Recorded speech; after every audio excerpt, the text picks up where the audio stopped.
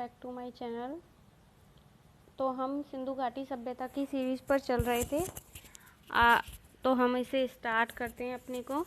मैं सारे क्वेश्चन कराऊंगी, तो चले लेट्स स्टार्ट करते हैं अपने क्वेश्चन को। पहला क्वेश्चन है, सिंधु घाटी सभ्यता की खोज निकालने में जिन दो भारतीय का नाम था वो कौन कौन है? वो हैं दयाराम साहनी और राखलदास बनर्जी। वो हैं दयाराम साहनी और राखलदास बनर्जी। सिंधु घाटी सभ्यता की खोज में जिन दो भारतीयों का नाम जुड़ा था वो हैं राखलदास बनर्जी और दयाराम साहनी। नेक्स्ट क्वेश्चन है, रंगपुर जहां हड़प्पा की समकालीन सभ्यता थी है सौराष्ट्र में है। वो सौराष्ट्र भारत के कहाँ पर है? गुजरात प्रांत का एक उपक्षेत्र है जो ज़्यादातर धर्म स्थलीय हैं। सौराष्ट्र वर्तमान काठियावाड़ प्रदेश जो प्रायद्वीपीय क्षेत्र है। हड़प्पा एवं मोहनजोदड़ो की पुरातत्व खुदाई के प्रभारी थे। कौन थे हड़प्पा और मोहनजोदड़ो की?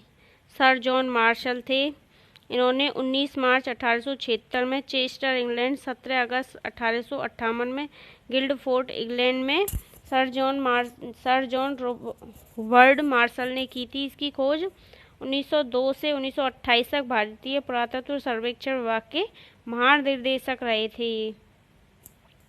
निम्नलिखित में से किस पशु की आकृति जो मोहरों पर मिली है उससे ज्ञात होता है कि सिंधु घाटी एवं मेसोपोटामिया की सभ्यता के मध्य व्यापारिक संबंध थे? कौन सी है? बैल की आकृति जो कि मोहरों पर मिली है। किसकी आकृति मिली है? बैल की आकृति मिली है। सिंधु घाटी के लोग विश्वास करते थे किस पर?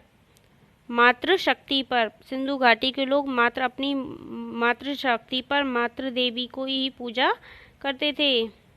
निम्नलिखित में से कौन सा सिंधु स्थल समुद्र तट पर स्थित नहीं था?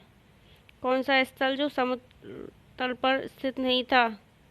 ये था कोट दिजी था जो कि समुद्र तल पर स्थित नहीं था। और सुरकोटरा, लोथल, बालाकोटा ये सब समुद्र तल पर स्थित थे। कोट दीजी इसकी खुदाई वर्ष 1955 में F.A. खान द्वारा करवाई गई थी।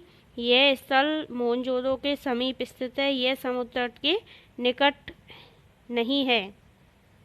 निम्नलिखित में से कौन सा मोहनजोदड़ो की सबसे बड़ी इमारत मानी जाती है? कौन सी मानी जाती है? विशाल अन्नागार माना जाता है। ये मोहनजोदड़ो में मिला था विशाल अन्नागार। इसकी जो लंबाई थी वो 45.72 मीटर थी और इसकी जो चौड़ाई थी वो 22.86 मीटर थी। ये इतना चौड़ा भवन था जिसमें विशाल अन्नागार पाया गया। हड़प्पा कालीन लोगों ने नगरों में घरों के विन्यास के लिए कौन सी पद्धति को अपनाया? कौन सी पद्धति को अपनाया?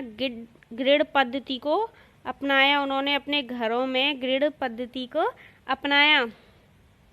नेक्स्ट क्वेश्चन है, सूची 1 को सूची 2 से सुमेलित कीजिए। लोथल किससे मिलेगा? कालीबंगा मिलेगा जुता हुआ खेत, तो ये मिलेगा बी का फर्स्ट। ये सही है।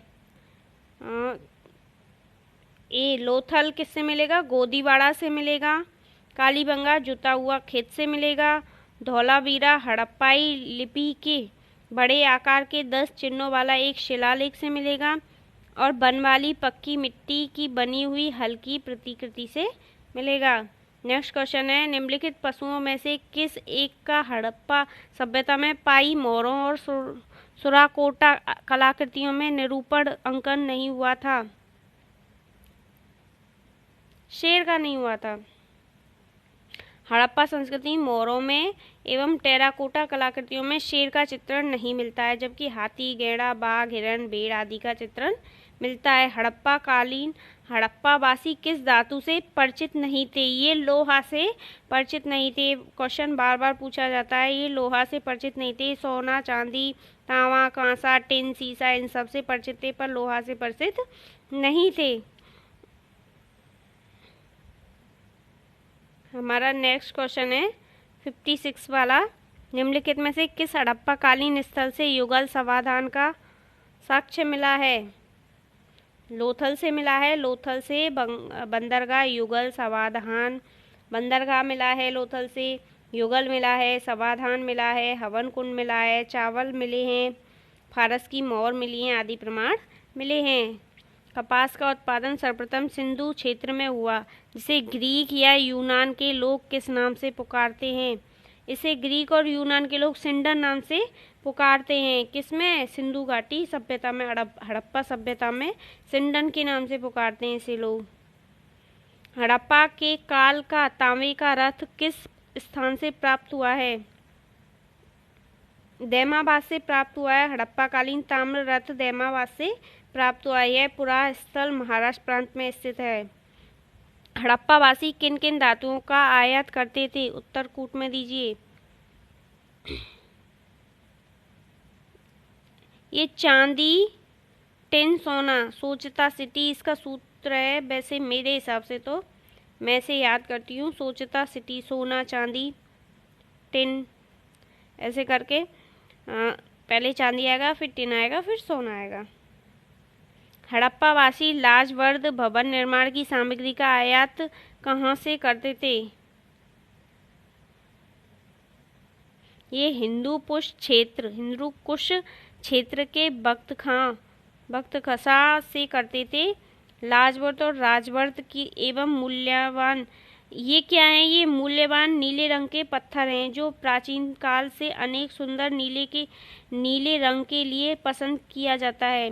कई स्रोतों के अनुसार प्राचीन भारतीय संस्कृति में जिन नवरत्नों को मान्यता दी गई थी उनमें से एक लाजवर्द था। नेक्स्ट क्वेश्चन पे चलते हैं अपन। अफगानिस्तान स्थित सिंधु सभ्यता के स्थल थे। मुंडीगांव और सुरतागोई दोनों ही थे। ए और बी दोनों आएगा। सुरतागोई यहाँ से नगरों के प्रमाण मिले हैं और मुंडीगांव जो एक महत्वपूर्ण है। हिंदू कुश पर्वतमाला के पार अफगानिस्तान में है ये सब। कौन कौन से नगर सिंधु सभ्यता के बंदरगाह नगर थे? ये सभी नगर सिंधु सभ्यता के क्या थे? बंदरगाह नगर थे। लोथल, सुतकागेंडर, अल्लादीनो, बालाकोट, कुंतासी सारे थे। नेक्स्ट क्वेश्चन पे, मोहनजोदड़ो से प्राप्त पशुपति शिव आद्य शिव मोहर में किन किन जानवरों का अंकन है? इन सभी का है। व्याघ्र का, हाथी का, गैंडा का, भैंसा का, हिरण का और शेर का नहीं है, पर इसमें शेर है नहीं ऑप्शन में, तो इसमें होगा ये सभी। नेक्स्ट क्वेश्चन पर चलते हैं। किस हड़प्पा कालीन स्थल से नृत्य मुद्रा वाली स्त्री की कांस्य मूर्ति प्राप्त हुई है? ये हुई है मोहनजोदड़ो से। कहाँ से प्राप्त हुई है? मोहनजोदड़ो से। नर्तकी करती हुई एक मुद्रा में, नृत्य करती हुई मुद्रा में एक स्त्री की मूर्ति प्राप्त हुई है कांसे की। किस हड़प्पा कालीन स्थल से पुजारी की प्रस्तर मूर्ति प्राप्त हुई है?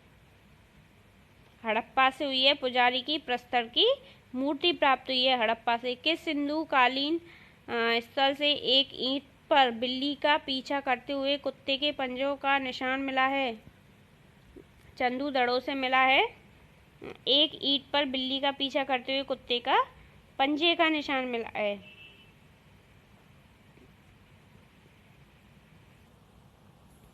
नेक्स्ट क्वेश्चन है हमारा 67 नंबर का, 67 नंबर का। किस हड़प्पा कालीन स्थल से प्राप्त जार पर चोंच में मछली, दवाई, चिड़िया एवं पेड़ के नीचे खड़ी लोमड़ी का चित्रांकन मिलता है जो पंचतंत्र के लोमड़ी की कहानी सदृश्य करता है? ये मिलता है लोथल में। लोथल से प्राप्त एक भांड पर चालाक लोमड़ी की कथा अंकित है। स्वतंत्रोत्तर भारत में सबसे अधिक संख्या में हड़प्पा युगीन स्थलों की खोज किस प्रांत में हुई है? गुजरात में हुई है। भारत में गुजरात में हुई है। स्वतंत्रता के बाद पाकिस्तान से अलग हो गया, जबकि सबसे ज़्यादा पाकिस्तान में हुई थी, पर स्वतंत्रता गुप्ता के बाद तो भारत में कहाँ हुई है? गुजरात में हुई है। निम्नलिखित में से कौन सी फसल हड़प्पा कालीन लोगों का मुख्य खाद्यान्न नहीं है? वो हैं चावल, गेहूं और जौ। सिंधु सभ्यता के लोगों के मुख्य खाद्यान्न थे। इन सभ्यता के लोगों को गेहूं एवं जौ के अतिरिक्त कपास, खजूर, तरबूज, मटर, राई, सरसों और तिल जैसी फसलों का भी ज्ञान था, पर चावल का नहीं पता था इन्हें। नेक्स्ट क्वेश्चन है 17 नंबर का। नेक्स्ट क्वेश्चन है कथन। हड़प्पा तथा मोहनजोदड़ो अब विलुप्त हो गए हैं। और दूसरा कथन है कारण है इसका, वे उत्खनन के दौरान प्रकट हुए थे। इनमें से फर्स्ट है ए और आर दोनों सही हैं, या ए का सही स्पष्टीकरण है। ए और आर दोनों सही हैं, किंतु आर ए का सही स्पष्टीकरण नहीं है। ए सही है, आर गलत है, ए गलत है, आर सही है। इसका सही आंसर है ये। ए और आर दोनों सही हैं, किंतु आर ए का सही स्पष्टीकरण नहीं है। नेक्स्ट है सिंधु घाटी की सभ्यता के संदर्भ में निम्नलिखित कथनों पर विचार कीजिए। यह प्रमुखतः लौकिक सभ्यता थी और उसमें धार्मिक तत्व यद्यपि उपस्थित था, वर्चस्वशाली नहीं था। उस काल में भारत में कपास से वस्त्र बनाए जाते थे। उपयुक्त में से कौन से कथन सही हैं और कौन से कथन सही नहीं हैं? ए और बी फर्स्ट और सेकंड दोनों ही सही है। सूची 1 को सूची सेकंड से सम्मिलित कीजिए। मांडा जम्मू कश्मीर में था।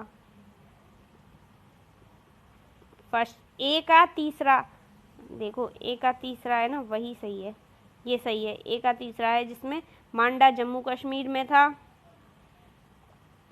दैमाबाद महाराष्ट्र में था, कालीबंगा राजस्थान में और राखीगढ़ी हरियाणा में थी। हड़प्पा कालीन स्थलों में अभी तक किस धातु की प्राप्ति नहीं हुई है? लोहा। लोहे की प्राप्ति है, कई बार क्वेश्चन पूछा जाता है कि लोहे की प्राप्ति नहीं हुई है। यहाँ पर तांबा, कांसा, स्वर्ण, चांदी आदि धातुओं मिली हैं।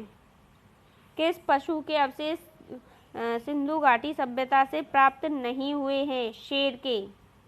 शेर के नहीं हुए हैं, बाकी सबके हुए हैं।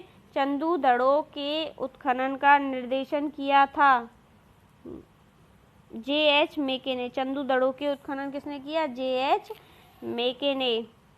सिंधु घाटी के लिए मेसोपोटामिया रिकार्डो में निम्नलिखित में से किस शब्द का प्रयोग किया गया है? मेलुहा का प्रयोग किया गया है। तो ये थी आज की हमारी वीडियो। अगर आपको पसंद आई हो तो इसे लाइक करें, अपने दोस्तों के साथ शेयर करें और मेरे चैनल को सब्सक्राइब करें और इस वीडियो को अधिक से अधिक लोगों तक शेयर करें।